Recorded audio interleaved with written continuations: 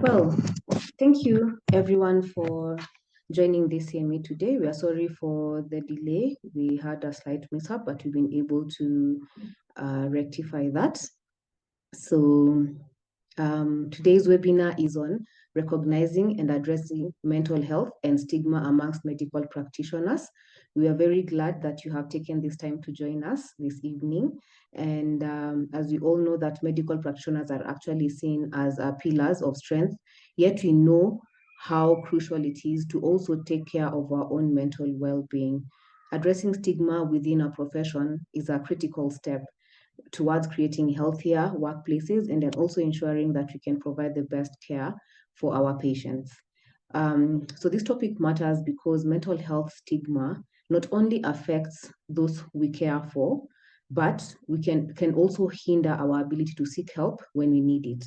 Together, we'll explore how to identify stigma, understand its impact, and discuss actionable strategies to foster a supportive and stigma-free environment in healthcare settings. So a special thank you to our speakers and panelists today. Today we have Dr. Nyamute, and we also have a special speaker by the name Naido, if I'm not wrong, Nagea Daido, sorry for that, Nagea, who will be sharing her living experience and will bring also a wealth of experience and insight into this topic. We are grateful for their contributions and look forward to hearing their perspectives. So a few housekeeping rules. Please, after you join, please ensure that you have muted and also your video is off. And then feel free to use the Q&A and the comment section if you have any questions, and we will try to address them as many as we can. And then this session will also be recorded, and the recording will be shared or will be posted in the KMA YouTube channel. So once again, thank you for being here. Let's make this an engaging and transformative session. And then without further ado, let me introduce Dr. Linda Nyamute, who will be our speaker today. So Dr. Nyamute is a board-certified consultant psychiatrist who's dedicated to advancing the mental health access, advocacy, and education in Kenya. With key interest in adolescent psychiatry, addiction treatment, and community-based mental health, Dr. Nyamute has championed policy development and innovative care strategies as a county head of mental health services in Kisumu, serving as the secretary of the Kenya Psychiatry Association's National Executive Council. She actively leads multidisciplinary collaborations to reduce stigma and improve mental health literacy. Dr. Nyamute brings a compassionate, solution-oriented approach to patient care and public mental health, with a commitment to fostering resilience and well-being through culturally sensitive practices. She also works at Jaramogi Oginga Odinga Teaching and Referral Hospital and is a lecturer at the Uzima University. Please, Dr. Nyamute, the floor is yours. Thank you so much, Dr. Magdalene Chepto. Very pleased to have this session with you this evening. I'm actually very honored to be having this session with you this evening.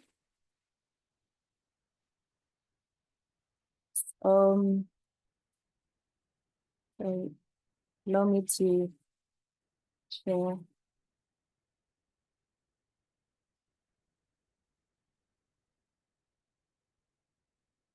I think you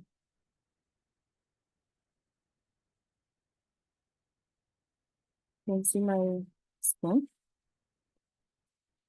Yeah, so this is a topic that's very dear to me because as a mental health practitioner, psychiatrist, we face a lot of stigma as well.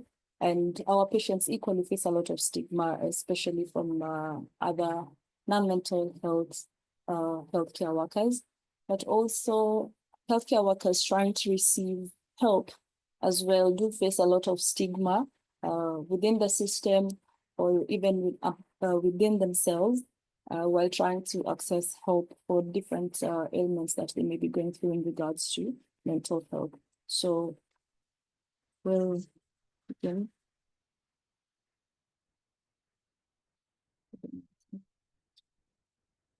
So when you talk about mental health stigma, first, maybe we can just define what mental health is. I know many of us are probably now accustomed to this definition, but I'll just repeat it anyway. Mental health is basically in the way we feel, the way we think, in the way we behave in the community around us, and how we're able to function and maintain social connections with the people around us. So it's not just because you don't have depression or just because you don't have anxiety, it doesn't mean that your mental health is good, or just because you've been diagnosed with depression before doesn't mean that you cannot become mentally healthy. So mental health stigma is basically the negative attitudes, beliefs, and discrimination towards those with mental health disorders or mental health distress. And when we talk about mental health stigma, the stigma can either be public, and that means it's directed towards a particular individual from the society. The society can be me, the society can be you. So the person receives the stigma from outside, from people around them, because of the mental health disorder or the mental health distress that they're going through. And many times this stigma arises because of the common notion that we have that people with mental illness are violent, people with mental illness are dangerous, they're unpredictable. There's a common joke people make that you should never have your eyes closed in a psychiatric ward or a psychiatric space, which is true, but where does it also has a very strong stigma behind it, with it trying to communicate that mental health patients are unpredictable. They just come out from nowhere and slap you and just beat you out of nowhere.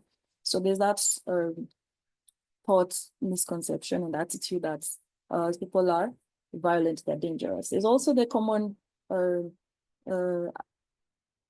let's say attitude also that mental health issues are due to personal failure. So if or bad behavior, especially things to do with addiction, someone who has an alcohol addiction, someone who has let's say internet gambling, porn addiction, people with depression even, someone will look at you and feel like, okay, is there more that there's nothing more that you can do, or this is just lack of proper upbringing. We've had that so many times. So there's that stigma that is geared towards someone because of those misconceptions that are there.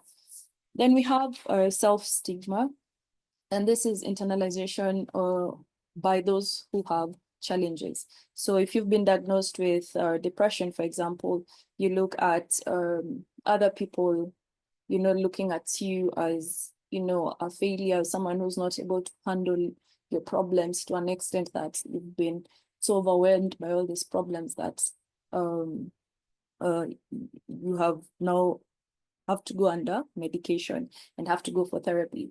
A common example as well is, and I'll use this example, the Christians in the house.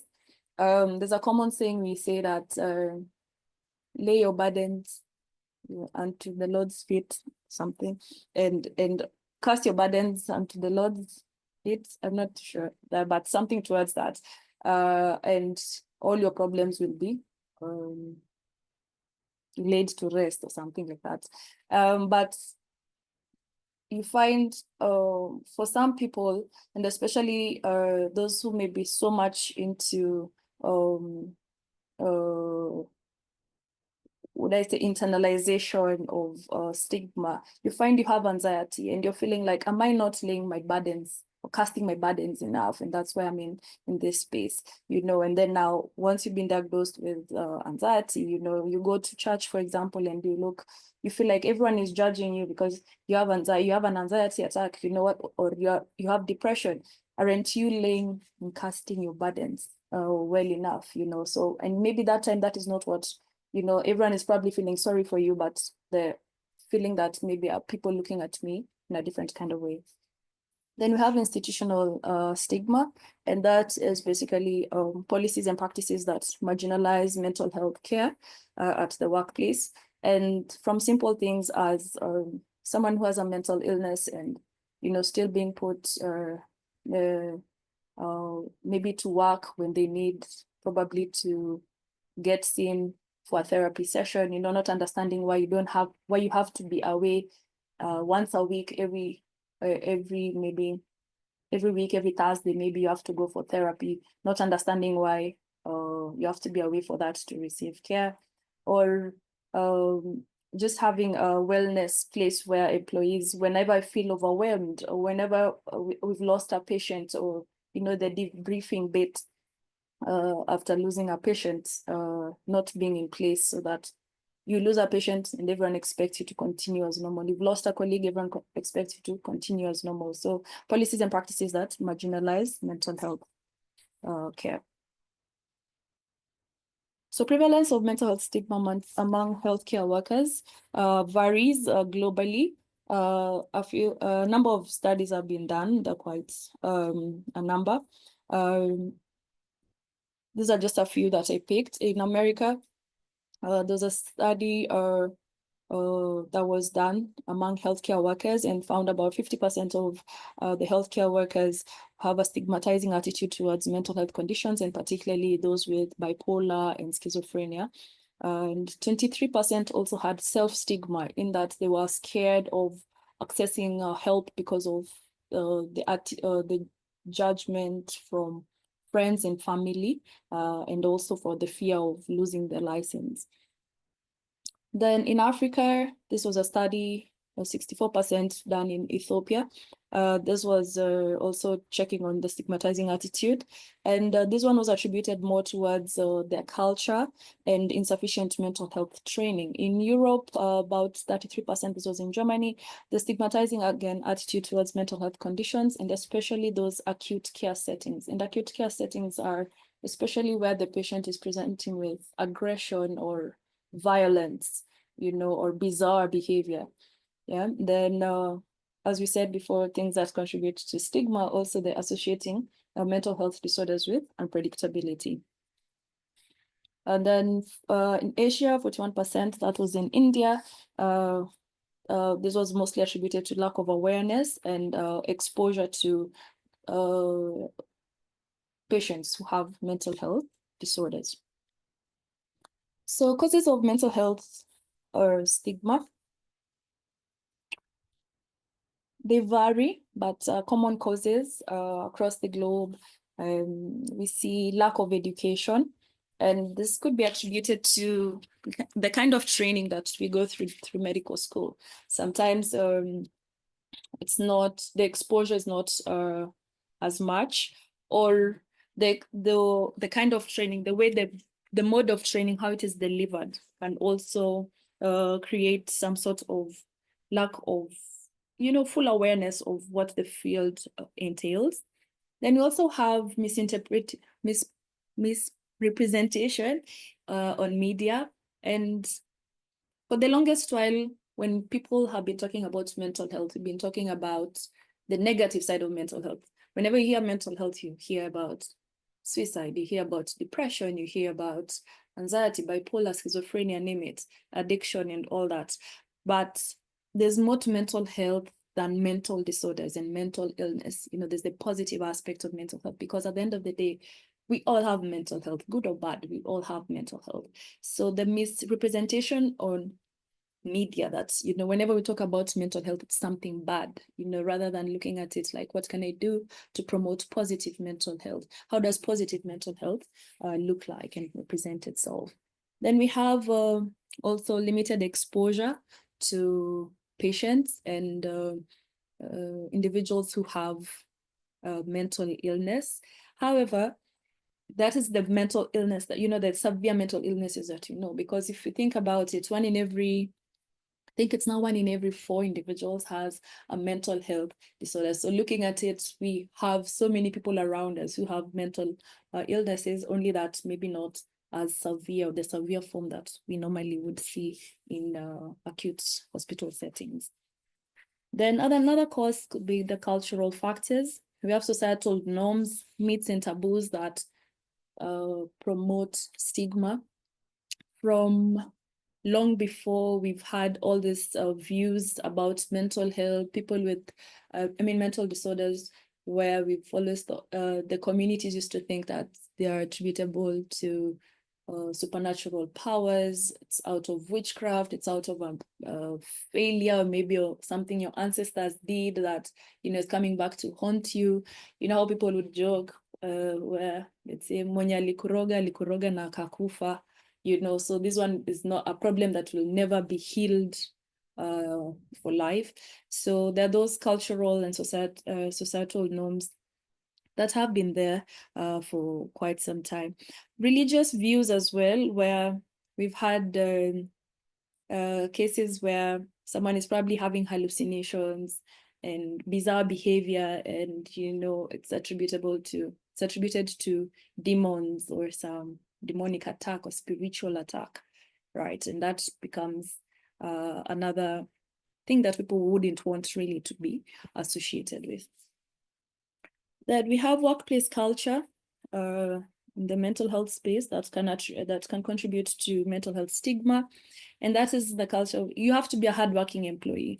You come to tell your boss that I feel like I'm having burnout. What do you mean you're having burnout? You're supposed to be working between this time and this time. And, so there's that culture of trying to be a hardworking employee. And even when you've been stretched and overly stretched beyond like what your job description entails, or even beyond what you can do, you still have to show that you're a hardworking employee. Otherwise, you're termed as lazy, Yeah, then we have the misconceptions, causes of mental health disorders, again, as we said, been attributed to, all manner of things, from this supernatural reasons to improper upbringing, poor moral standards, lack of, resilience. You'll be told you're not the first person to go through this. So it's people like just having all these misconceptions about the cause of mental health disorders. Then criminalization of mental illness as well, which has attributed to mental health stigma. We've had when someone attempts suicide, why are you trying to take your own life? Maisha ni ya serikali, and the next thing, instead of trying to help this person receive help, they're trying to be put into the judicial and criminal system. Another cause of mental health stigma is around burnout and compassion fatigue, especially around healthcare workers. And with burnout, there's reduced empathy. You no longer feel, that human connection with your patient. For you, you're there to do your work, okay? And of course, now with reduced empathy, you don't feel, someone who a mental health issue will come in, instead of you trying to feel, okay, yeah, this person could potentially be going through a lot, or my colleague could potentially be going through a lot. You're like, get over it, or behave a bit better, or whatever that decide to use. Another cause of mental health stigma has been, the whole concept of physician heal thyself. So you feel you probably have depression, you probably have anxiety, but there's that notion of, I am a doctor, I should be knowing what to do, so that becomes also a barrier to seeking help, because you can't be looking like, you've gone to medical school, you're supposed to be knowing these things. So you try and like hold it in, because you don't want the world to see that this is what you're going through. Then there's perceived insensitivity towards those who have mental health stigma. Yeah.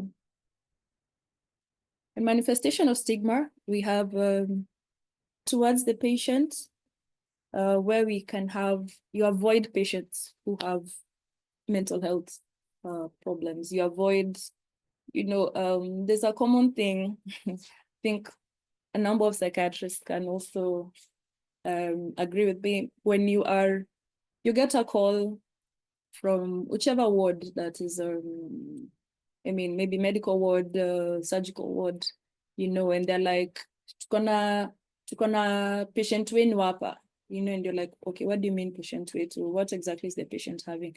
They really don't want to even figure out anything more about the patient. They're just like, this patient is violent, or this patient is having hallucination. That is all we need to know.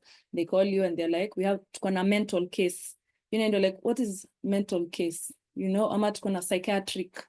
You're like, okay, it's the terms, because we try to avoid those patients. We try to avoid dealing with them because, again, of the stigma that we've talked about.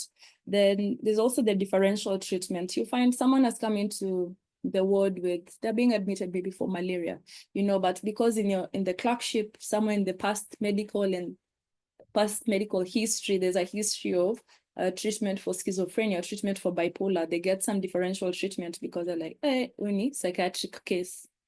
Yeah, so the differential treatment because of stigma.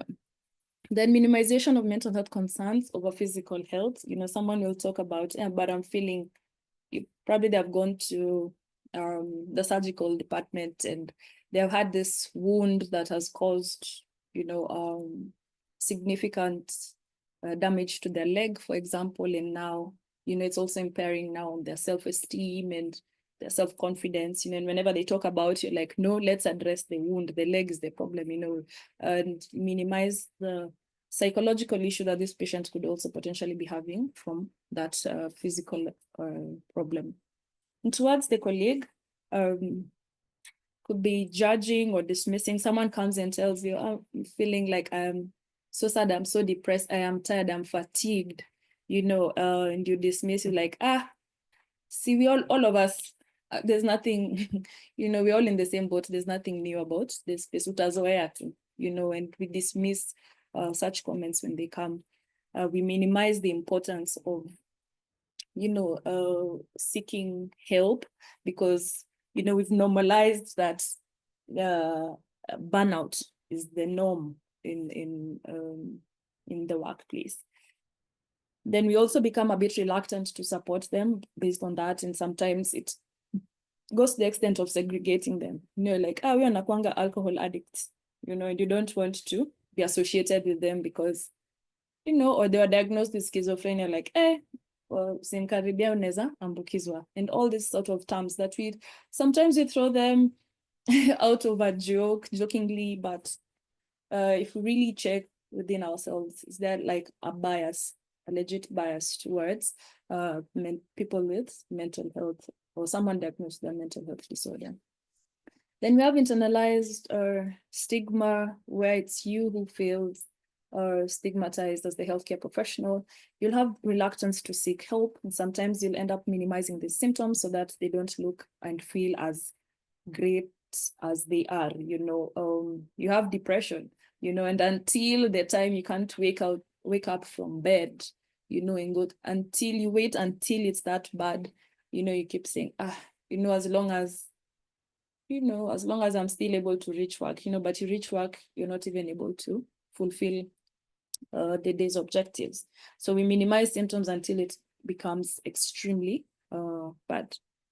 At institutional level, how stigma can manifest itself is whenever we try to seek leave, to get either seek service or seek help because of a mental health condition that you have, it is denied. We also have dismissal of staff. I don't think this is very common, but it can still happen, and especially maybe in the private sector, where an employee has a mental health disorder, for example, depression or bipolar, and they behaved some way when they were having an acute episode, when they may be dismissed. A new problem is created altogether so that it can make your exit easier, but they dismiss all of staff because of a mental illness. Then there's at institutional level, okay, stigma can also manifest itself where there's lack of confidentiality. You go talk to the HR about mental health or some services you're seeking towards mental health, and for whatever reason, it's all over the corridors. Everybody knows about it. Then we have overburdened mental health services where the employees are supposed to seek the mental health services together with the patients, but it's already overburdened. So they have to fight for their spot also with the patients so that they can also get seen, and because the whole space is overly burdened, the employees don't get the mental health services on time or as required. It can also manifest by lack of funding. We know when it comes to mental health, from the healthcare budget is usually about 1% or even almost nothing. Then we have inferior treatment of mental health patients. As we said, sometimes the patients with mental illness are treated a bit differently, or if you have a mental health ward, that's the ward that, all the torn clothes are taken there, the weird food that maybe is taken there, so inferior treatment can also manifest like that. Bias towards mental health professionals, and this one is very common. We normally hear watu wa psychiatry wamekuwa kama wagonjwa wao, and I think that's a common term that we've had as those in the mental health space. You're probably just having a bad day and you're reacting the same way a normal person would react, but for whatever reason, because you're in mental health, you have become one with your patients. All right, so impact of stigma on the patient, of course, it can lead to poor outcomes, especially if they're discriminated against and they don't receive the kind of help they need just because they had presented with a mental health problem. It can also lead to reduced trust towards the healthcare workers, because if you can minimize the problem that I'm having, how do I trust you with any other problem that I have? They also feel dehumanized. At the end of the day, we're all emotional beings, regardless of how strong or how tough we may want to act, we're all emotional beings. So having someone making you feel like your feelings don't matter, is sort of dehumanizing. Impact of stigma on practitioners, it can lead to increased burnout, because as we said, you want to be the perfect employee. So regardless of how much, you still want to stretch and stretch and stretch, and then there's increased burnout, depression, name it. There's also reduced job satisfaction. And then, of course, increased suicide rates can also happen. At institutional level, we have decreased productivity of the employees. We have a negative workplace culture, where we say there's absenteeism and presenteeism. So absenteeism, you have people who don't come to work, but then presenteeism, you have people who come to work, but they're just perambulating on the corridors, but really nothing. The patient queue is still as long as would be, because people are there, but they're not mentally present. Then, of course, reduced patient satisfaction, and this, of course, can also lead to negative branding of an institution. So addressing mental health stigma, we have education and training, and especially at the institutional level, regular CMEs and workshops, especially when it comes to how to deal with violent patients, because I feel a lot of non-mental health professionals, usually fear psychiatric patients, especially when they become aggressive, so especially how to handle an aggressive patient. Yet we have common conditions such as delirium, which can happen in the the surgical wards, and because of an underlying organic issue, not necessarily because of a psychiatric problem.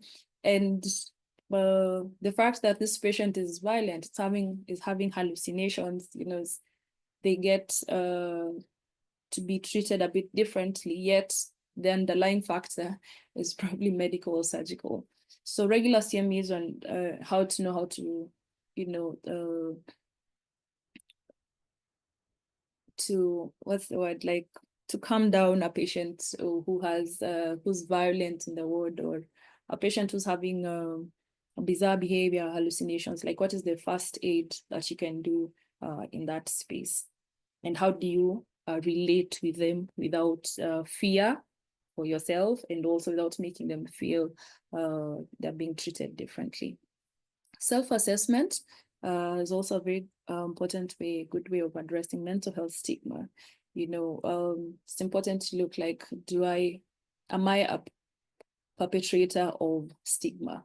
You look at, are you able to recognize your bias? Do I treat mentally ill patients different from how I treat other patients? If a patient tells me they have bipolar, and they have come for maybe diabetes treatment, will I treat them differently from a patient who just has diabetes, has never had bipolar? So how to you recognize biases and work on them. Our language and the attitude is also very important in terms of how we relate to patients who have mental health issues. Then also, when it comes to self-stigma, would you seek help? Do you seek help when you have mental health challenges, when you feel overwhelmed, when you feel like you're in a psychological distress? Some people say they fear seeing a psychiatrist or fear seeing a psychologist because, you'll end up diagnosed with something and end up being on treatment and medication for the longest period. Then there's also the assumption, what will people say, when they see me going to a psychiatrist? Yes, so that self-stigma is also very important, because at the end of the day, if your mental health is not good, you can't say that you are healthy as per the WHO definition of health. Then role modeling, as senior colleagues, as team leads, whenever you have a problem, you can have a senior who has an addiction, maybe to alcohol, and they come to work every morning breathing of an alcoholic breath every morning to work, and someone will be wondering, or the juniors will be wondering, why can't you receive help? Yeah, so the role modeling, because as always is, there's always someone who look up to you as being the senior colleague or being the team lead, right? So another thing is also mentorship programs can also work in reducing mental health stigma, and that also like promotes people to understand like self-introspection, when it comes to, can I look back, can I look inside myself and see how better can I grow? So if we normalize that, like my mentor is, taking me through this process, that yes, when I have a problem, it's okay for me to seek help, then we'll have more and more people like ready to receive help, and also empathize with patients who may be, and colleagues who may be in similar situations. Cultural change is also important in addressing mental health stigma, and that is from normalizing conversations we have on the corridor, rather than making it that mental health, usiongee utapelekwa Mathare or things like that. Like, let's change the narrative to mental health is a good thing. Have you meditated today? Did you do did you sleep well? Did you sleep for the required number of hours? Are you taking care of your mental health, rather than the negative conversations that have been going around? Then also celebrating mental health champions can also work in addressing mental health stigma. Supportive policies, policies that, especially at the workplace, promote confidentiality when I as a patient or I as a healthcare worker is receiving mental health support. I need it to be confidential so that I can also feel safe whenever I want to talk about the problems that I'm going through. Another supportive policy is availability of resources. We talk about telling people, seek help, seek help, seek help, but at the same time as the as the employer, there are no avenues or there are no available resources for that help to be sought, you know, so making those resources available. And this can also include wellness programs and activities that promote mental health. So as healthcare workers or doctors and medical professionals, we have a leadership and ethical responsibility to our peers, to our juniors, to the community. You know, the role model in the community, many a times doctors, anyone, I mean, you just work in the healthcare space, you know, you look up, I mean, people look up to you for different things. You know, you're the role model in so many spaces. So if you as a role model, you know, stigmatize against mentally ill patients, oh, the community emulates that, you know, and that is what they see, and that is what they'll model, and that is how they'll also treat other people, or the people within the community who have mental health challenges. And with that, you see, we are continuing, or rather propagating, a negative cycle altogether, rather than being ambassadors for change when it comes to mental health, promoting mental health in the community. It's our ethical duty also to provide unbiased services whenever we have patients who, you know, have mental health problems or mental health challenge. You know, it's unbiased, regardless of, you know, you could be having whatever you have. For me, I'm here to treat you without I can be thinking all these things about mentally ill patients, but for me, it's my duty to provide you with unbiased service as is.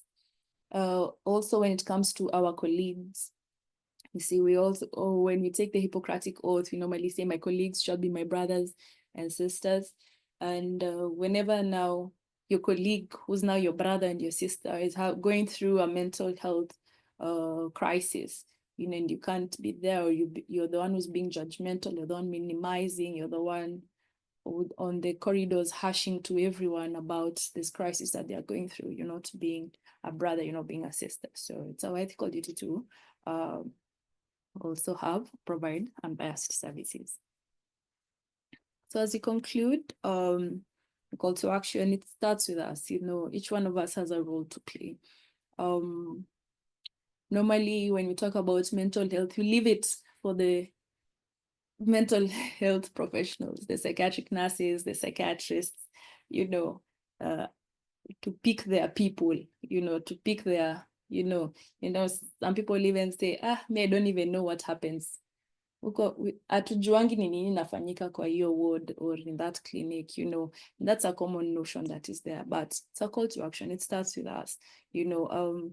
Take initiative to understand mental health as broad. Many a times you think about mental health on the bipolar, schizophrenia spectrum, or people who, you know, someone walking in the streets naked, someone collecting papers and controlling traffic, you know, but we also don't look at mental health on the simple things such as performance anxiety. You're going to theater and you're unable to hold the scalpel because, you know, you're literally having shakes, your hand is sweating and all that. From depression to burnout, you know, we look at mental health as, you know, something so far away. Many of us look at it so far until it hits home, until you're unable to sleep and you're having insomnia and you're like, oh, okay, you know, it can actually affect me. Or it happens to your brother, you become an addict, you know, and you're like, oh, okay, it can actually happen.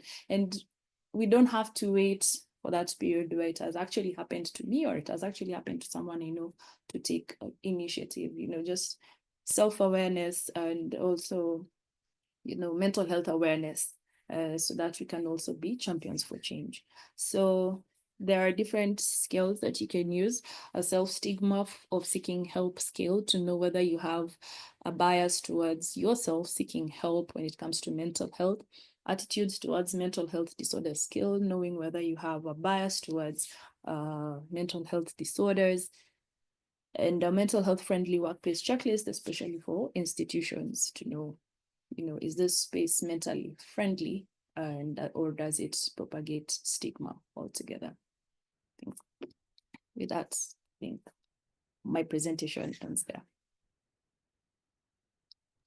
Thank you very much, Dr. Nyamute. This was a very insightful presentation. I've learned a lot, and I'm seeing some people on the comments also commenting of how they're learning and how an interesting topic this is. We are honored to have you here today. I actually remember some time back when I was growing up, when we would see people walking aimlessly, either in the village markets or just anywhere in the estates. Some of them would be dirty, ragged clothes and unkempt hair, and then you'd hear someone say, "Ah, huyo ni mwenda wazimu." So you see, because of all these social biases that we have, this the notion about mental health has been ingrained in us in a negative way, and which contributes to the stigma that we have from individuals to how the society actually views mental health. And I'm grateful that you've done this webinar today, and that we'll be able to embrace mental health and know that it's a positive thing to actually be aware of our mental health status and not be afraid or shy to seek medical attention whenever we feel like we might be overwhelmed or we feel like we might be drowning into depression. So before we continue into the Q&A session, I know most of us received the news concerning the passing on of one of our own, a pharmacist by the name Dr. Francis Njuki. I would like to ask us to take a moment of silence in memory of his life, as we are even as we are doing stigma around mental health in medical practitioners. Please.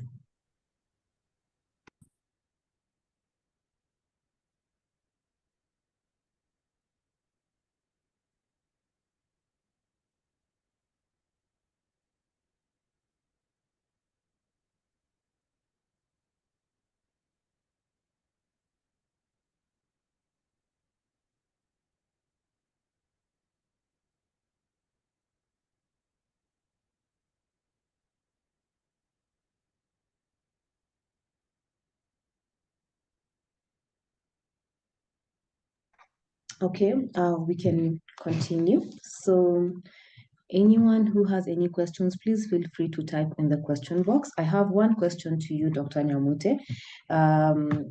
It was from Dr. Kelvin Wambua, and I also have one myself. So Dr. Kelvin Wambua asked, are there some medical mental counseling centers for healthcare workers in the country? There are different facilities that have wellness centers for the healthcare workers. I know, for example, in my institution that I work in, we do have. However, for whatever reason, the uptake is usually quite low. Probably because, again, of stigma, but they exist. There have been efforts also around trying to have the workplace mental wellness policies, which sort of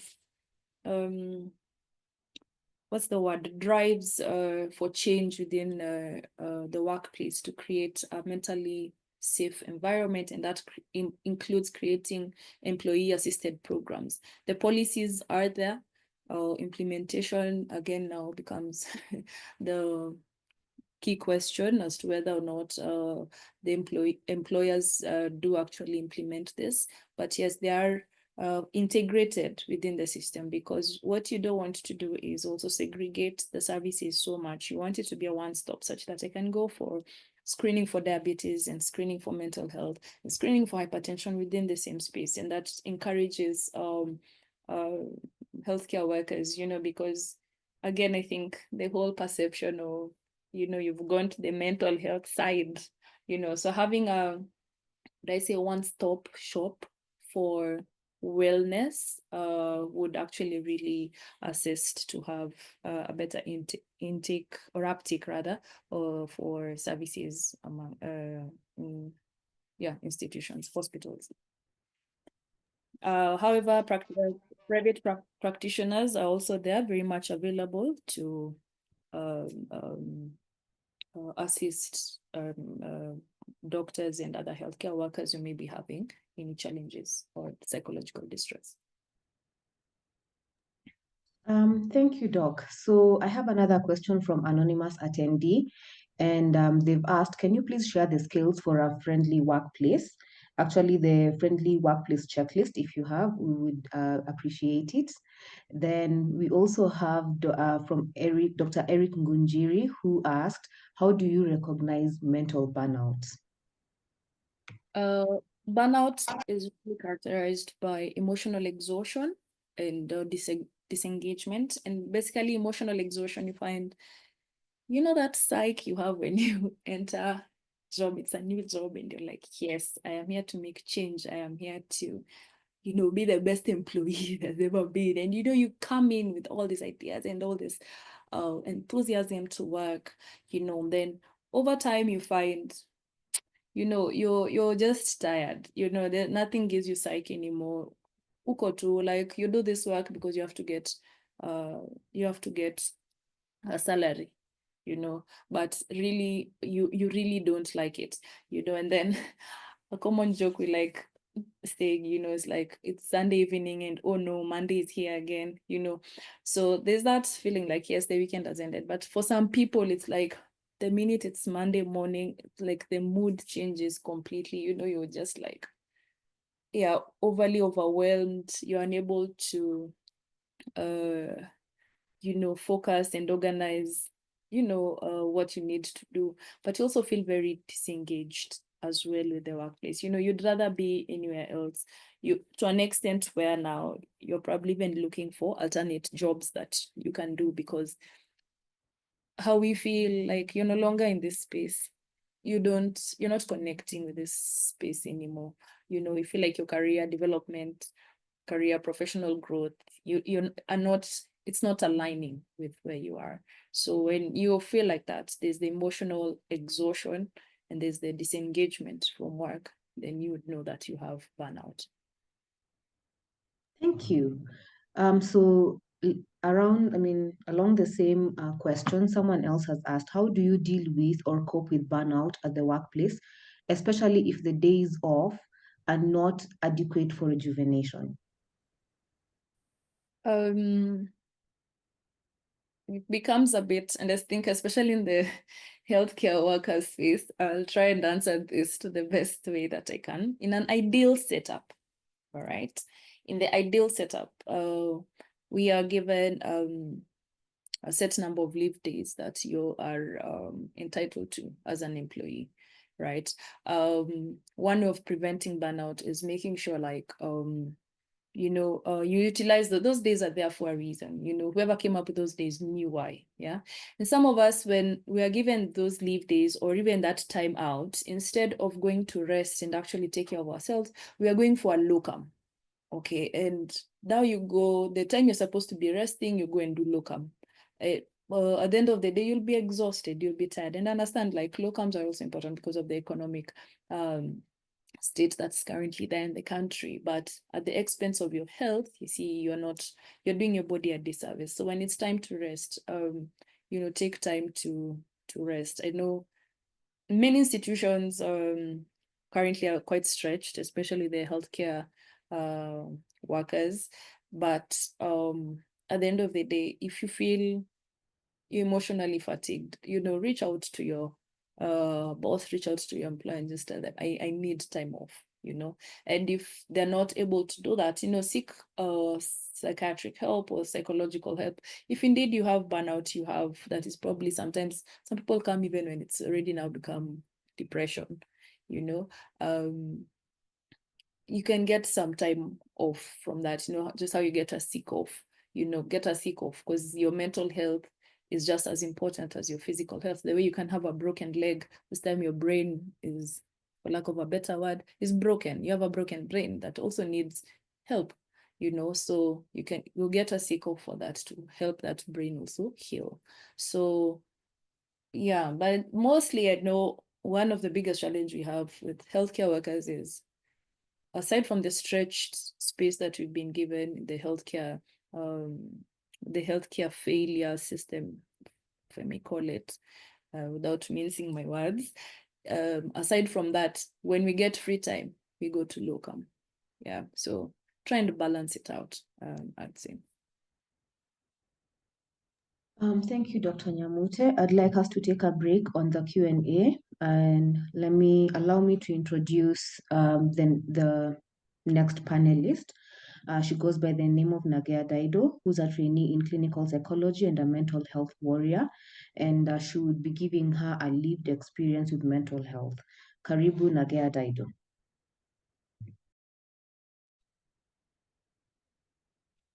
Hello, everyone. My name is Nagea Daido. Thank you, KMA, for inviting me. I'm glad to join you. And Dr. Ida, Dr. Florence, who started this series on mental health at the workplace. I'm also an author of a book called Handling Depression in the Workplace. So I think it contributed to me being here. My background is legal. I'm not a medic. I'm an advocate of the High Court of Kenya. I work as a senior state counsel within the Office of the Attorney General. And also I'm a finalist. God willing, you know why I'm mentioning it. I'm finishing my master's at the University of Nairobi, matters of environment and natural resources law. I'm also currently undertaking my counseling training in a diploma in counseling psychology. And so my reason of being here is that I have lived through two mental health conditions in my life. And so I come here to share my journey, apart from the different aspects in around stigma and how it has impacted my life. Yes, I wondered when I was coming how it will be, because I'm dealing with experts, and a number of you, like the psychiatrists, you have studied it for very long. But I think one of the webinars I attended, I got to learn from another client that she had a baby. The one they had to be put through incubator, and she recommended that psychosocial support be given to such mothers, new mothers. So that one gave me an idea that in as much as the team on the other side, I know there are other docs who are not doctors. You're welcome.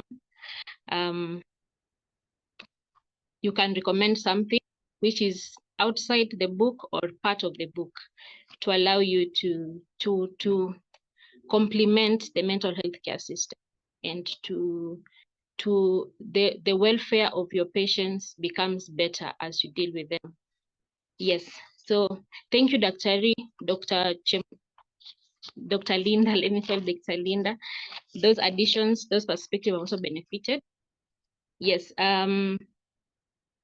If I may mention about stigma, just to add on the definitions that Dr. gave, there is stigma that goes hand in hand with discrimination. And so the stigma is how someone sees you, the negative attitude they have towards you. And then now discrimination is the actions they take to instill that stigma. So and also stigma happens to someone when people now view the example she was giving of I didn't realize that even doctors, like psychiatrists, the ones who are in the mental health space, also face stigma from fellow colleagues. I thought it was only the patient. Yeah, but you hear someone saying they are psychotic, or he or she is bipolar. So they have the dehumanization aspect that Dr. mentioned, and the way they reduce you to your condition instead of looking at you, the whole human person. Like a person is experiencing psychosis, or a person is experiencing bipolar. Instead of saying you are bipolar, I think language is something that is used to reinforce stigma. There's also ignorance that reinforces stigma. and some insensitive actions that people take that reinforce stigma. And also the religious aspects that Dr. mentioned, it's also prevalent for those who go through it, and also people struggle to seek help. Yes, we don't say she's cancer, we don't say she's malaria, we just say she's having this condition. So our language really matters when we are trying to address stigma. Yes, the other aspect I would like to ask to add is there's also family stigma in the forms of or types of stigma. Where they may not be the officially recognized, but there's also family stigma where you get stigma from relatives apart from the self, where you're internalizing it. And then there's also the religious, as I mentioned, you are experiencing it from the faith-based. People feeling like you're not Christian enough, or you're not Muslim, or whichever faith that you profess. They say now, because you're not praying enough, you're not reading the book, the holy book, or for now for a Christian like myself, you're not reading your Bible enough. So it makes people not want to seek help because of that. And then also under the structural or the organizational, it can either be individual, the bosses, or someone, a colleague, or now as a policy, you say you're not hiring some. So as part of my story, I was just giving a highlight. I come from one of the marginalized communities. I don't like to say marginalized. It's called minority in the coast, Tana River County to be exact, Amapokomo. And that one has an impact because the nature of the growing up, the socialization that we face is that you have limited resources, you don't have people to help you. Our institutions, the institutions struggle, and you have a number of things. And so that performance anxiety that Dr. mentioned, the hardworking, you have to, like, when you start passing your exams or doing something, you're told you need to come and rescue our community from historical injustices and such kind of things. So for me, I as I grew up, because I started my academic performance was good as I grew up, and so my socialization made me feel like I have a responsibility to my community to come and rescue them from those challenges, political or otherwise, of society, basically. Then the other aspect that also influenced my socialization is the issue of performance. You have I had as in at our family level, our parents would support us, educate us, and all that. But now, because of that performance anxiety, I felt like I'm only as good as I perform, the grades. And so internally, that's how I struggle. I would perform so that I feel I'm good enough, or I'm worthy, or something like that. So I think that's something to note, even as our young people and our high schoolers, as they grow up, to appreciate them beside the grades, so that it builds them up. And then also my name is Naga. Naga is peace from my language. And so there was that notion that I'm supposed to be peaceful, I'm supposed to be kind and all that.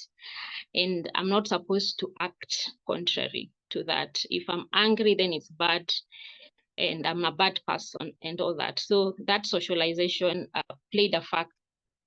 Then my childhood, there were issue of anger management. So even if I felt angry, someone has menikosea, if I may call it that way, I would feel intense emotion. I didn't realize, like, maybe some of it used to be there in our family. My family, some of my relatives were warriors, because we used to have cultural clashes. Those who know Tana River, we used to have tribal clashes. So some of our family members were warriors. So I didn't know, maybe it played a factor. So I would feel intense emotions when someone offended me. But now because I am supposed to be peaceful and kind, then I I found it hard to express myself. So I'd bottle up emotions. And so apparently it was affecting me when I was bottling up the emotions.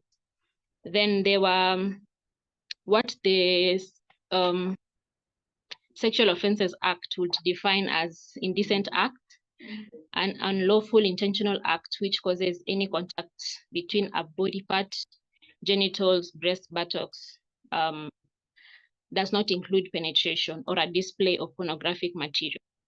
So as I was a child, I think some relative and family friends undertook the indecent act. But then when I mentioned it, it was not properly addressed by those people I shared it with. So at that moment, I shut down. I thought, this is something you don't talk about. It reminds me an example like yesterday in our counseling class, we were dealing with rape counseling and HIV counseling. And a lecturer mentioned a teenager who was had an attempted rape, but then couldn't share it because she was being told huyo kijana akienda jela alafu itakuwa ni wewe. It's like now you're blackmailing the event. So most people face that and then they don't open up, they hide, they feel it's shameful, then they die inside with it. So it was something close to that, but well, it was not rape, but the indecent act, I didn't know it had an impact. I think when now Mwalimu said, when it has happened to you at whichever stage, no, it's wrong. The perpetrator did something wrong to you. So I think it brought that memory back, and I was able to remember. Most probably, maybe it came up in my life. I didn't process it well. Then there are also fears of conflicts.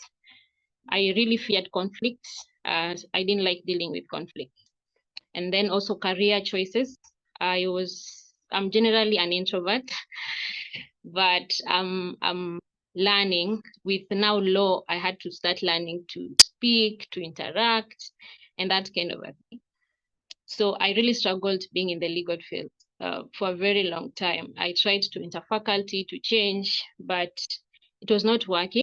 And then again, the expectation that you are a high performer, you are a high achiever, so you need to do this course.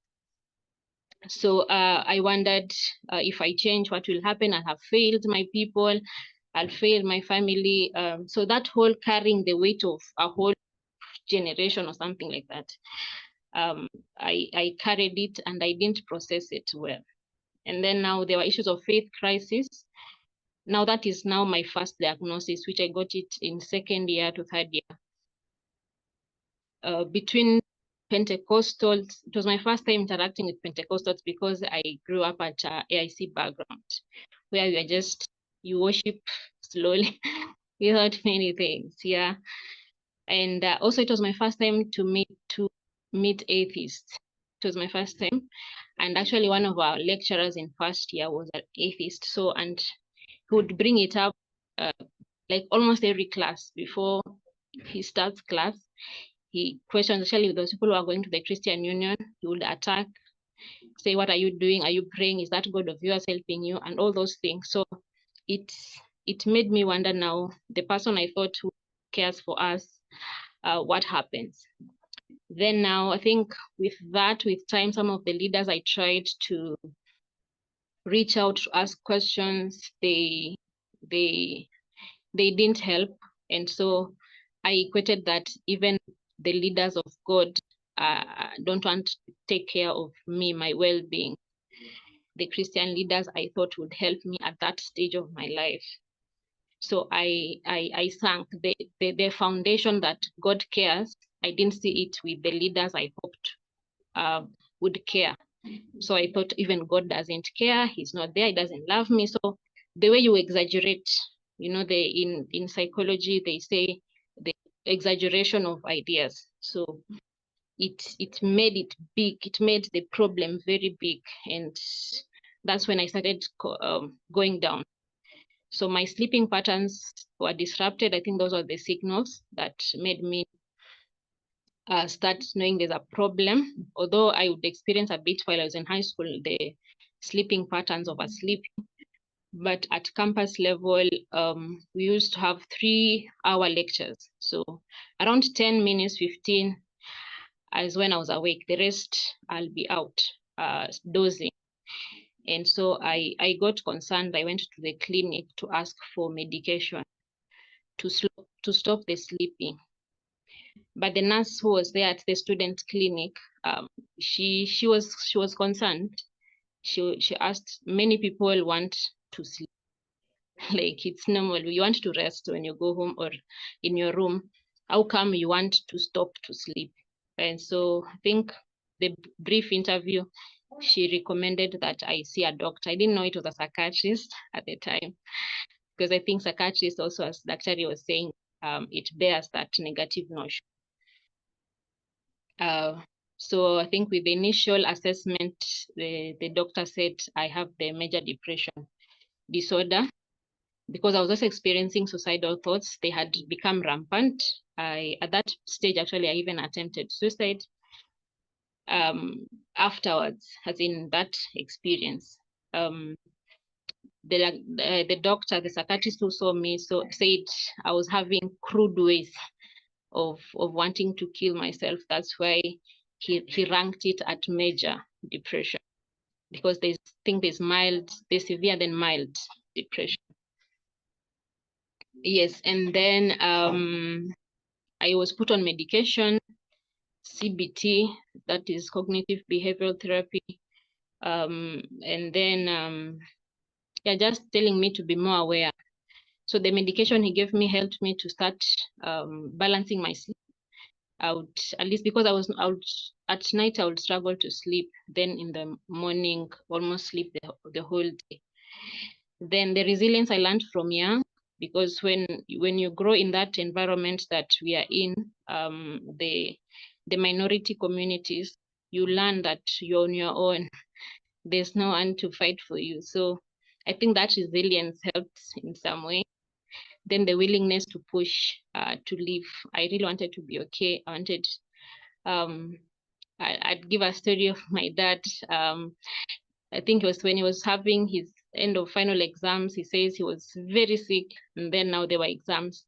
So he asked God that he cannot be killed by two things: the health condition and the exams. He cannot fail at two things. So at that stage of my life, I said, this condition will not finish me. I can't be finished by two things. And then I also fail at campus. So that willingness to push. Then I got a mentor, an alumni who would visit campus and to support us, to just work with students, know how they are doing, to check on them. So somehow we connected, and I preferred his counseling than the one on campus, the CBT that Dr. had recommended. Because well, the counselor, the psychologist, she was doing her master's, so I felt like she was busy, and I think I just wanted someone who was a bit like can a bit slow down a bit.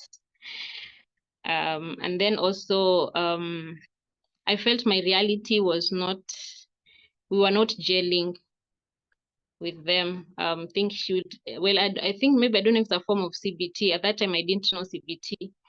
But I should say, A and B students, do you want to be like the A and B students who start working for CDE students? So I don't know, maybe she was trying to jog my mind, but I think at that stage, I felt we are not connected. So that's when these alumni, when they came, I preferred the outside campus. And then the confidentiality issues that Dr. was mentioning, I was not sure if I'll be safe to disclose many details in campus.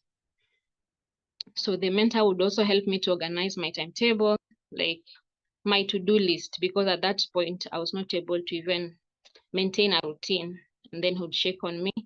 I had roommates on campus. They didn't know, but somehow when they saw I was not too good, they would come in. If I was struggling with my meals, They would assist if it's cleaning in the room. We had a schedule, so they would help some of the things I was not able. They would help me get out of the room when I want to oversleep and stay closed up. So they'll take me for a walk around campus and then I'll come back. So plus the medication, it helped me. So that one journeyed on until I finished my 4th year on medication. And so I thank God I was able to pass despite that. Yes. So my second diagnosis, I was put off medication at 4th year before I went to the School of Law, the Kenya School of Law. At KSL, the bar exams were a bit heavy. I felt like I was having a panic attack and anxiety, but at least the support I was having from that alumni was still on. So it helped me to regain back my balance and continue. So I finished KSL, the internship that we do, which is pupillage, and then I was admitted to the bar in early 2017. And later on, I got employment. I hustled a bit and then I got employment with the Ages office. I had an amazing boss there, because I'm incorporating the workplace stigma and those aspects as we go on. So as we go on, I think at that time I was still very young. Well, not that nimesonga sana, but yeah, I was younger than I am right now. So with an job that was fairly good earning, it was, yeah, for a first timer getting formal employment, it was some good money at that stage, with no many responsibilities. So I felt I could start a master's and pay for myself, or maybe when I need, my parents could assist. But as I began the master's in September 2017, it's like now the symptoms started coming back of depression. And I started struggling again with my choice of being in the legal career, and feeling like I should have taken time to just find myself first, know if this is the path I want to continue on, and if this is the future of this career. But then I was like, I'm starting masters already. So when I wanted to I wanted to quit, it was a challenge because there were so many factors, disappointing people. Again, that whole thing of carrying people's expectations. And so I started going down. I started losing interest in life again, withdrawing. I even wanted to resign again, and started experiencing again the suicidal thoughts. Yes, on the suicidal thoughts, I appreciate that we have the decriminalizing. There's a case in court. The Kenya National Human Rights celebrated a lady called Charity Muturi, late. She was at the forefront for decriminalizing of suicide, attempted suicide. So the judgment was to be on 21st, but then now it has been pushed to 6th December. So we appreciate that effort to decriminalize, because you can imagine if when I was in 2nd year or 3rd year, I attempted suicide and then I was committed to jail. No psychosocial support. I don't think I'll have reached this far. So I believe those efforts are very valid. So when I went to the doctor, because that mentor, I still got in touch with him. He told me to go to the doctor. And the benefit of being, I was still a student at the University of Nairobi, so the cost implications was covered as a student. I didn't have to pay because there's the financial implications of seeking help, and it's expensive. NHIF tried to take care of it, and even as what Dr. was mentioning, Dr. Nyamute, that other conditions are easily incorporated in some of the covers and all things. But for mental health, people have to really lobby a lot. I think we should normalize and really incorporate it as part of healthcare in other things. So even this, the new one, the SHIF or Taifa Care, I hope the the stakeholders will really consider this area because it's a great need. Yeah, so on when I went for the second checkup, now I was given bipolar. It's given bipolar 2 because there are 3 types: bipolar 1, 2, and cyclothermia. Well, there's another one. There are others, but those are the major ones. So bipolar 1, you experience the mania. For the sake of those who are not medics on the platforms, you experience what they call mania. You have very high, so much energy, and then now you experience lows. Bipolar 2, it's medium. You don't get to mania, but your lows, the depression episodes are quite intense. Then cyclothermia, you flip in between, not too high, not too low, so you're in between. And then now there are those which ones now it combines some other aspects. So I was given bipolar 2 at that stage, and it was a very devastating diagnosis at this stage. And that was early 2018, 2017, 2018 there. So I've lived with the condition for 7 years. This should be the 7th year. I had loss just processing it, because now depression was easy to process. Bipolar is as Medic says, it's lifelong, it's untreatable, it's for life. I felt like a life sentence had been laid on me. I didn't think that what I gone through warrants for me to get such a serious diagnosis. I know the doctor asked questions like they normally do when they are doing the initial assessment. The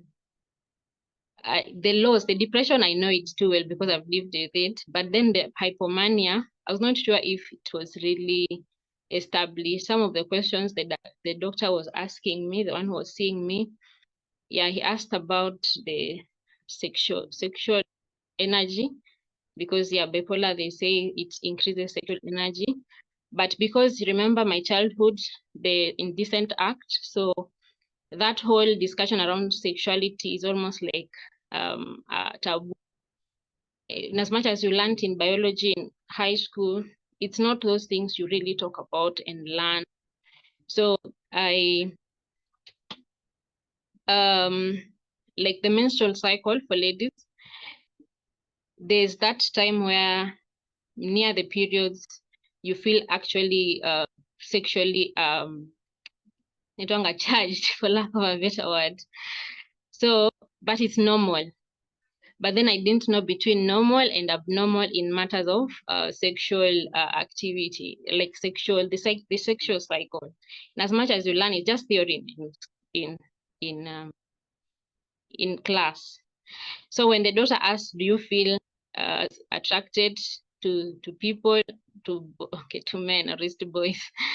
I said yes, but then I just thought it's the normal one. And then ask about if the grandiosity that normally defines mania, do you feel very like everything is possible on top of things? You can do anything. And you see now with the legal background, words, we really play with words. Yes, at that point in my head, I can do everything, as in anything I put my mind to do. I wanted to, at that point, I was also considering a career change. So I believed at that point that if I decide that I'm pursuing another career, if I put my head, my energies to do it, I can do it. So when he said, you feel on top of things, I said yes. So for him, it was grandiosity. I don't know. I was not able to have the medical records because at some point I wanted to apply to have my medical file retrieved for me to check what the doctor wrote there. Yeah, but then I didn't have support to help me process that diagnosis. So I lost who I was. I felt like I was a lesser person, a lesser practitioner, and also that when we're in our legal training, we are told the tools of trade for lawyers is your time and your mind. And so if my mind is sick at that time, then what's the point? It's like I've lost a major part of being a legal practitioner. So what's the point? And so I lost my work, my work environment. I had to request to be changed departments because I was in civil litigation, the one you go to court to defend government matters. But then because of this diagnosis, I was not sure how it will manifest. The ideas we have is someone going naked, running, screaming. So I imagined that one day maybe I'll be in court, then I pick a file, yeah, and it's a government file. Then I just start screaming, I drop the file, storm out of court and running. So I was scared. I feared that will really be an embarrassment to the government and then an embarrassment to myself. Remember again, the whole of carrying weights of people and other organizations. I was also afraid that at that time our Professor Givu was the AG. And so I was like, wow, now Professor here's file yake imeangushwa huko. So he's a big person. So I was like, well, what will happen if he finds out this? So that whole thing, that whole chain, but then I had to process that one. Then the loss of status. Well, when the new department I was taken is not so much known. So I felt like I was being demoted. In as much as it was being considered for me to adjust and to process this diagnosis. But at that moment, again, I'm coming from our minority community. You wanted to be high somewhere to discharge that burden of rescuing your community.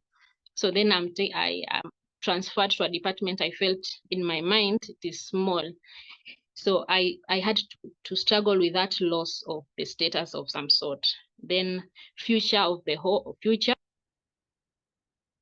hopes. I wondered if because people with bipolar, do they get married? That time I was young. Do they go into relationships? Do they have children? Are they even allowed to have children? Because now, at least if it gets you while you're married, it's better because already ushaanza maisha. The partner will need to learn to deal with it. But then how come if bado hujaoleka, how will your partner take it? And will it be proper to dispose? Because now mental health, unasema you are predisposing your children. Yeah, okay, they're not inheriting, but genetically you're predisposing your children. So will it be proper to predispose your children? So all those things, I was processing the diagnosis and I didn't have a counselor to journey with me through that process of processing the diagnosis. And then you're being told it's for life, you need to be on medication for life. And yeah, so the new bosses, I struggled with the new bosses where I went to. Some of them didn't understand. I was still understanding myself. So hata wao wenyewe kujieleza, wanashindwa what's wrong with this one. So some of them would be a bit hands off. So I struggled with that transition to the new department. I struggled to ask for off. Again, you want to be the hardworking employer.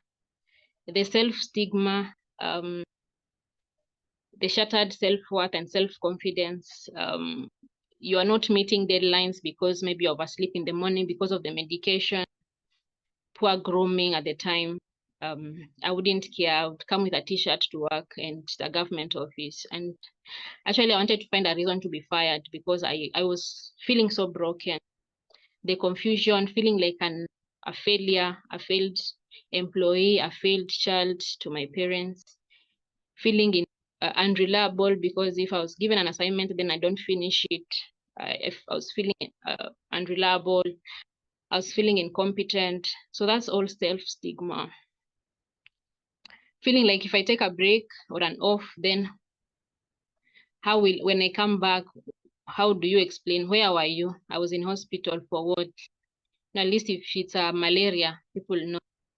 Now you tell them I was in a mental hospital. Then it was not making sense. So I would struggle. Maybe I could prefer I come at 12 or 1. But at least I'd say I've pushed myself, I've fought to show up at work, even if I struggled. Yes, and then the period, sometimes the episodes, like the law episodes for me would take even 2 weeks plus. So would you take an off for 2 weeks and then now say you're coming back? So asking for a sick off. So it was a struggle to process it. Then for my workmates and some of the managers, it took time before they adjusted and also learned about it. Some would quarrel.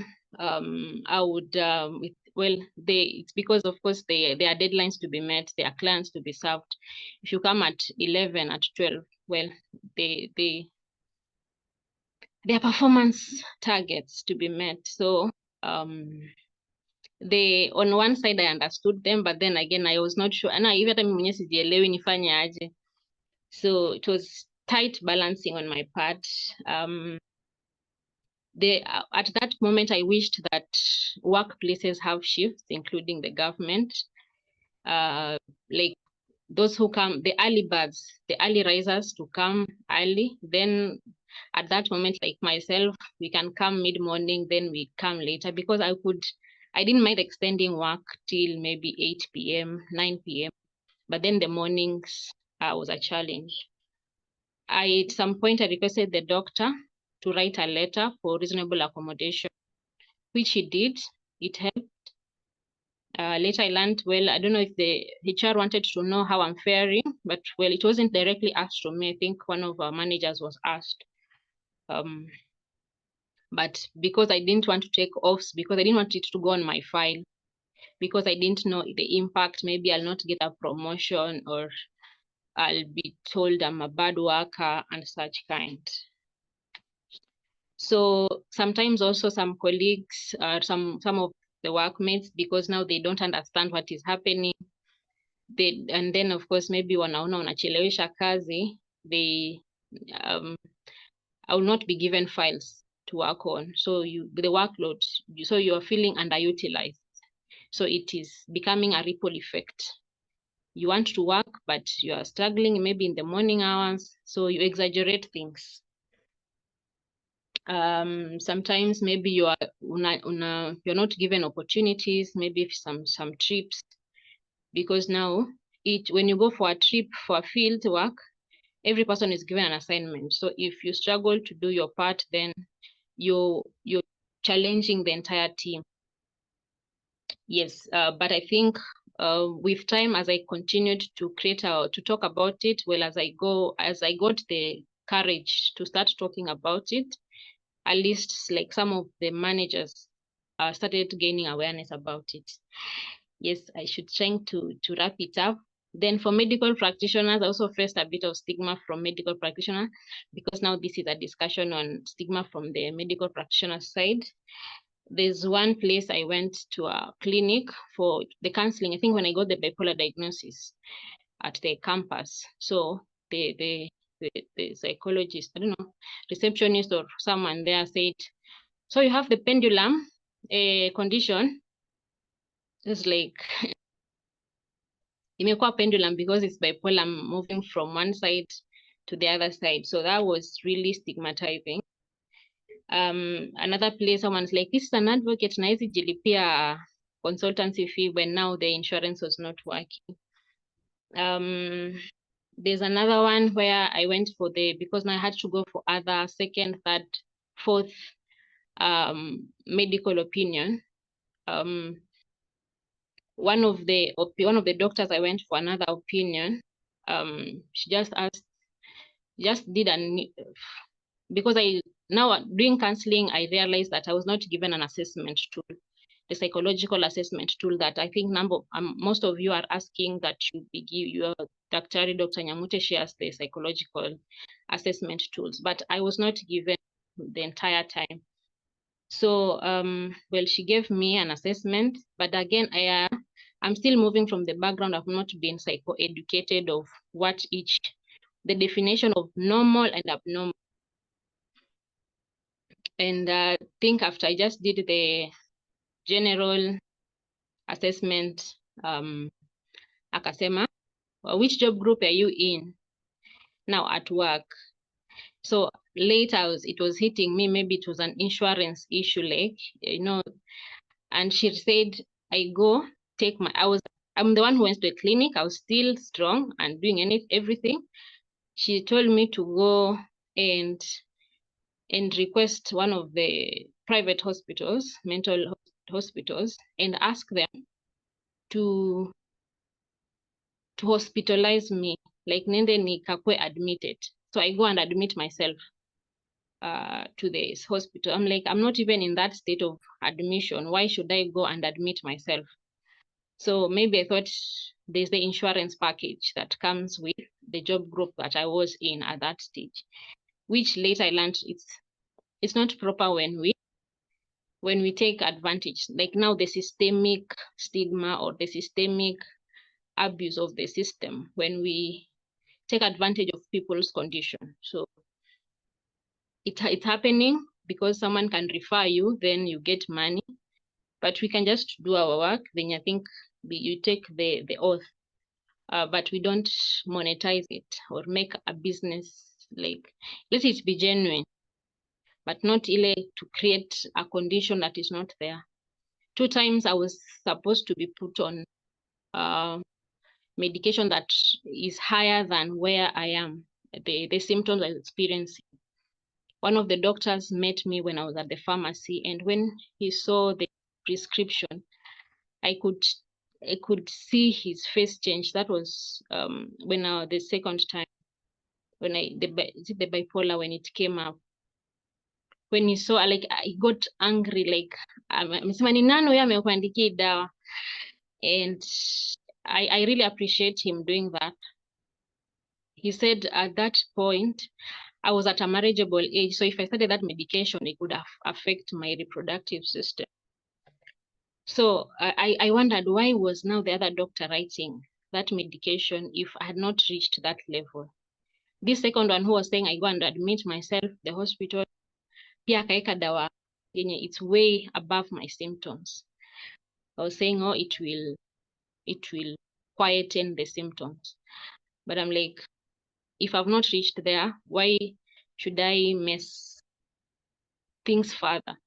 But now I did further background check. I asked some colleagues around, and then they told me, haujafika kuchukua hiyo dawa. So I dropped it. I think I left that doctor. There's also harassment. Well, that one I didn't face it directly, sexual harassment by trusted people. That person was not a medic, but I know the thing I was mentioning about last class for yesterday on rep counseling and HIV counseling. One of my classmates is a pharmacist, and she said they did a research, and like there's some doctors or mental health practitioners, who sometimes violate their patients. There's some experienced women sometimes are raped, or even someone goes for checkup, then they are sexually harassed. So I thought I mentioned it, like a trusted people, because of the bipolar. For my case, mine, it didn't get to that level. I thank God that the practitioners who have handled me this far, they have been professional. They have taken good care of me. So, but there's one who was in a Christian circle. So anasema, oh, we can, like, no, they say you connect, and then now they tell you to share about how you're doing. And then now they say, oh, I think most people, what they know about bipolar is that the hypersexuality. So then they say, oh, and you're not married, so and you feel sexually active. And at that point, I think one of the meetings, he was giving me a ride because it was late, and he started wanting to make advances at me. So I think I was able to handle it technical, and akachana na mimi, and think dropped me off somewhere. I said nishukishe. Yes, thank you. I'm thinking my time is almost. So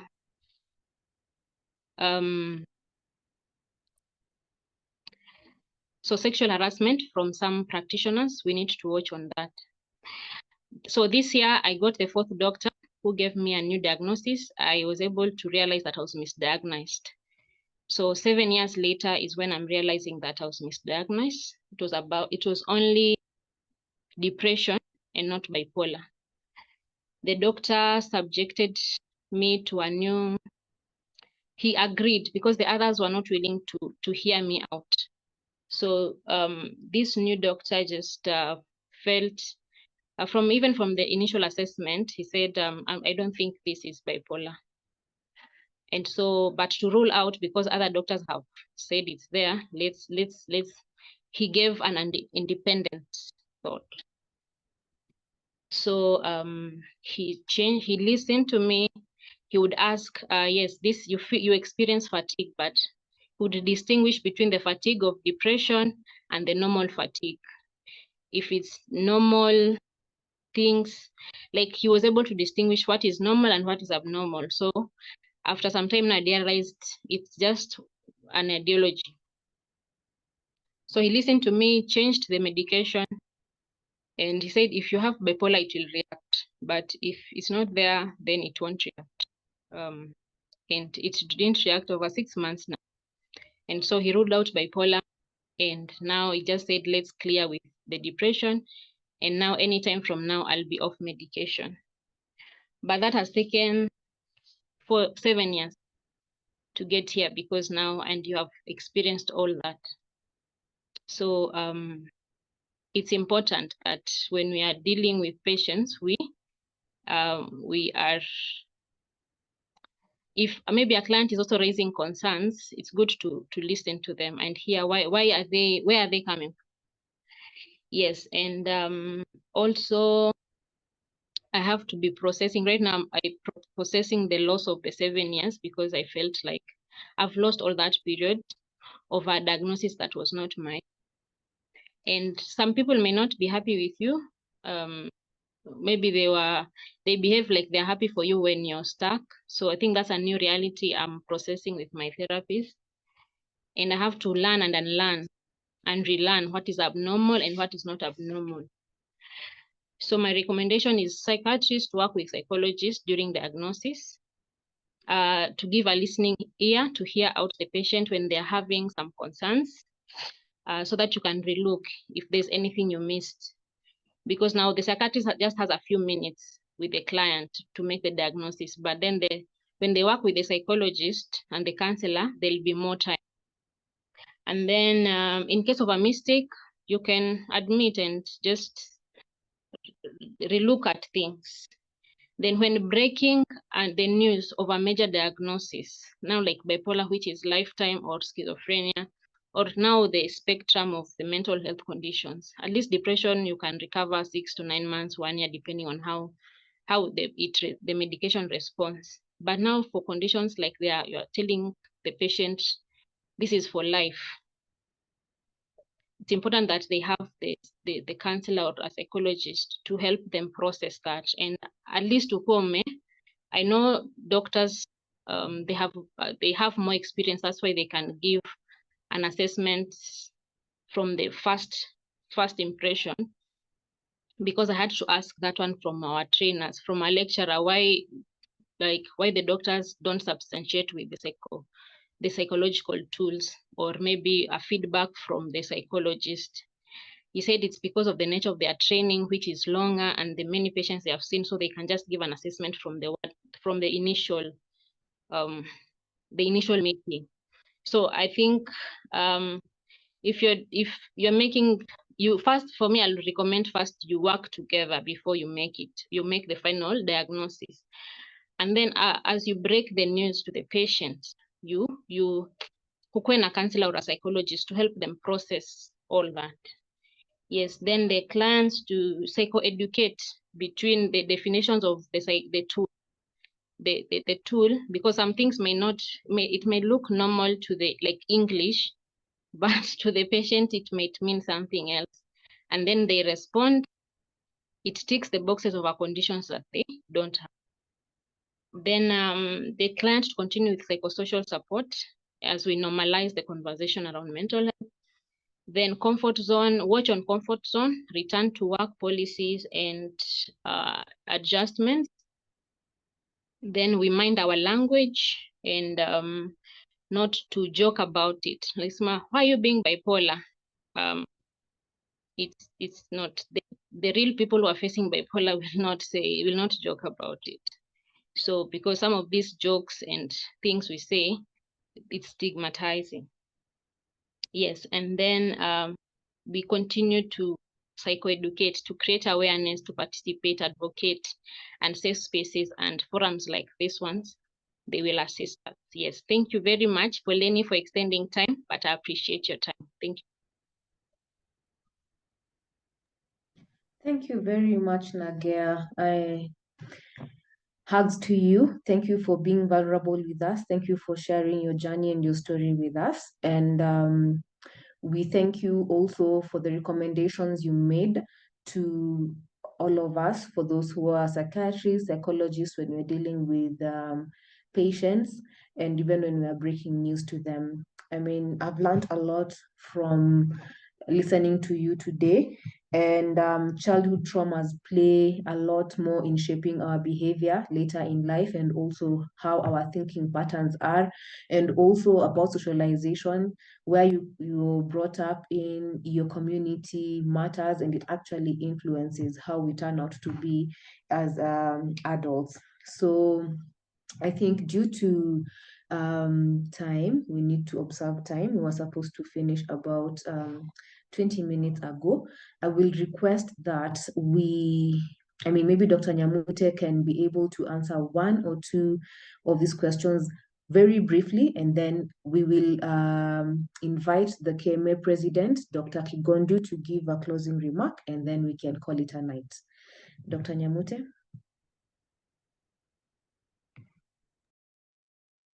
I don't know which questions per se you'd want me to answer, or I pick randomly. Yeah, please do. Okay, I'd go with, which advice would you give someone who's in medical school not to get into a mental breakdown when she feels or sees the dream of becoming a doctor is becoming so hard, when she has no one to support her financially, but she knows it's her call to become a doctor?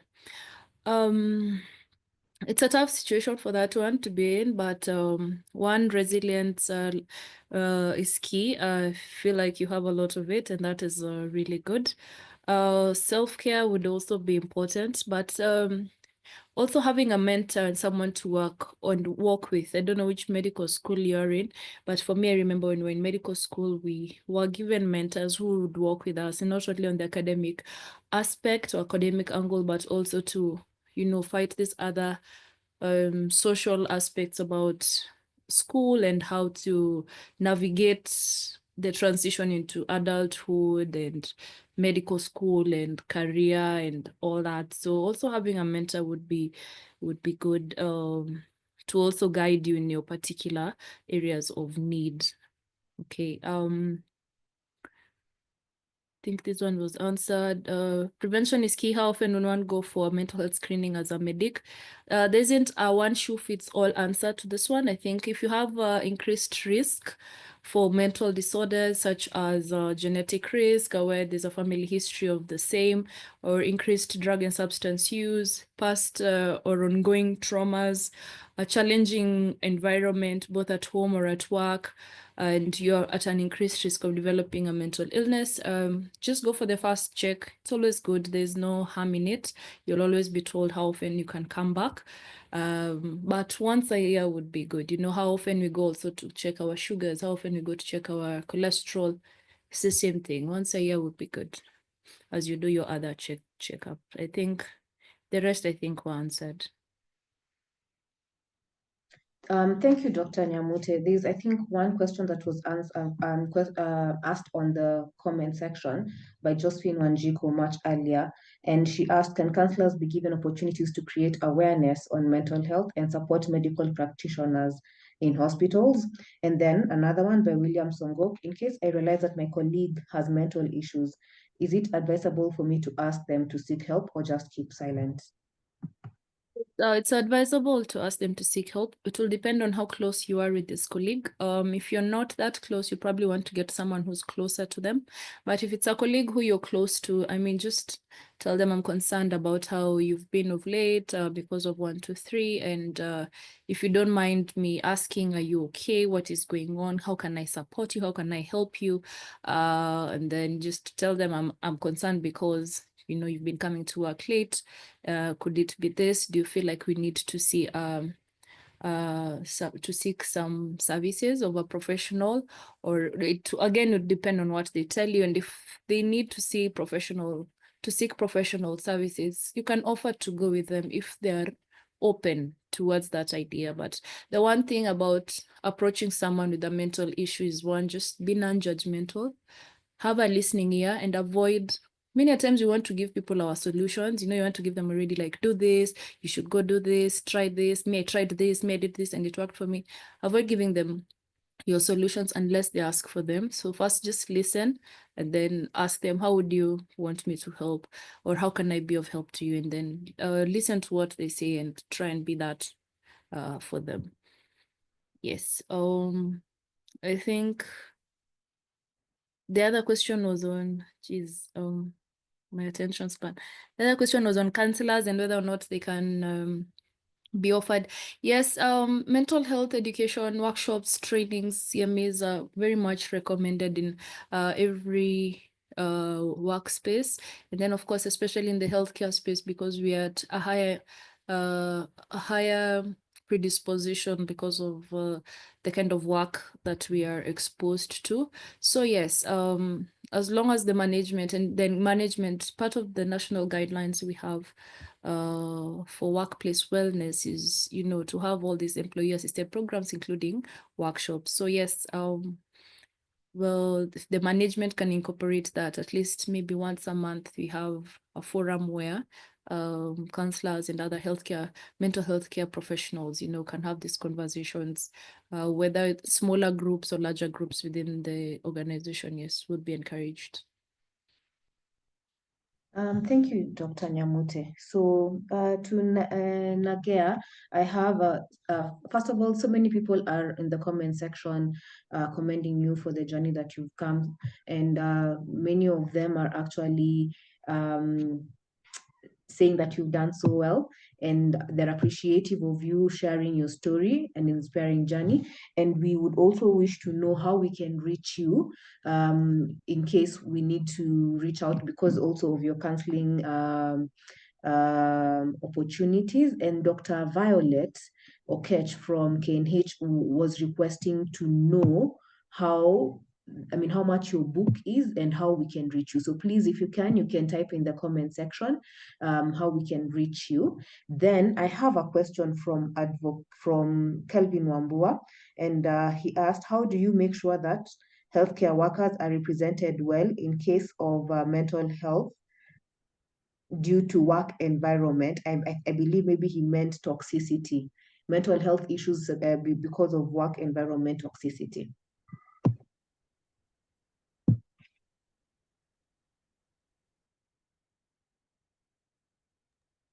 Is Nadia? that too? Oh, I think I've shared my email address on the chat box. You can reach to me through dnigea2020@gmail.com. My book is online. You can order online. There's Nuria bookstores, nuria.com, or you can order directly with me. That's 01111 607 517. So you can get in touch with me through that, and then you can organize for the book to get to you. Dr. Violet, is it Violet? Sorry for the name Vio. Yes, and for the yes, I think that's about reaching to me and getting the contact details. And yeah, for healthcare workers, if there are legal issues on the work environment, right now through the Mental Health Act, the amended one, because previously the Mental Health Act didn't have a rights section. But then the current act, the Mental Health Act Amendment 2022, it has included a rights, like human rights section. So through that one and now the Employment Act, you can always, with the grounds that someone has, you can seek legal redress from the legal system. Also, you can use, if depending on the work environment and how far this the violation is, there's the alternative dispute resolution. If there are mediators, I think it's also being encouraged currently through, because ADR, which is alternative dispute resolution, is more conducive for both parties. So either depending on, if it's not very aggravated, you can consider ADR through the employment matters, depending on what you can agree. But then it can also go through the court process. Then the advocate can institute proceedings on your behalf, because at least the Mental Health Act amendment and also the employment, the labor relations provisions can assist employees. Yes. Thank you, Nagia. So I'm seeing there's some other questions coming up, but we're not able to answer everything right now. I believe Nagia and also Dr. Nyamute, and I've also seen, I think Dr. Violet has put her contacts on the chat, on the comment section. Please, if you can reach out to this professionals to help you. And you can also reach out to the KMA Physician Wellbeing Committee through Dr. Ida, who can be able to link you up with channels that can help you. So right now I need to, I would like to invite Dr. Kigondu to give us a note. Thank you. Yeah, thank you very much, Magdalene, for that excellent moderation. As you can see, I'm very relaxed, in a very friendly atmosphere, listening to the very excellent presentations that were made by Dr. Nyamute. That was very excellent. And we want to thank the IDA and team for the format, bringing real experiences from Nagea Daido, has put the presentation in context. And we want to thank the Physician Wellbeing Committee of Dr. Ida Wanjiko and co for this very interesting presentation and this series of webinars that are really useful in the conditions that we are facing now. We have seen that we have lost a second intern due to a combination of factors triggered by the lack of pay by the government, and we need to continue to advocate for the correct remuneration of medical interns. Even as we go, we have seen that is a major stressor for people who are working in the medical industry, lack of pay. And we want Dr. Ida to give some contacts where people, when they feel like they need some psychological or mental support, they can contact the KMA Physician Wellness Committee. And we also encourage members to become members of these committees and also become members of Kenya Medical Association so that we can continue advocating for better mental care for our physicians. With that, I would like to thank all of you for your attendance, and we hope to continue providing all these learning lessons from the association. All the webinars are in the KMA YouTube page, which I think one day will soon declare it a university because it has rich data, and all your CBD points will also be sent to the email you registered in. With that, I want to thank all of you for your attendance and wish you a good evening. Thank you very much.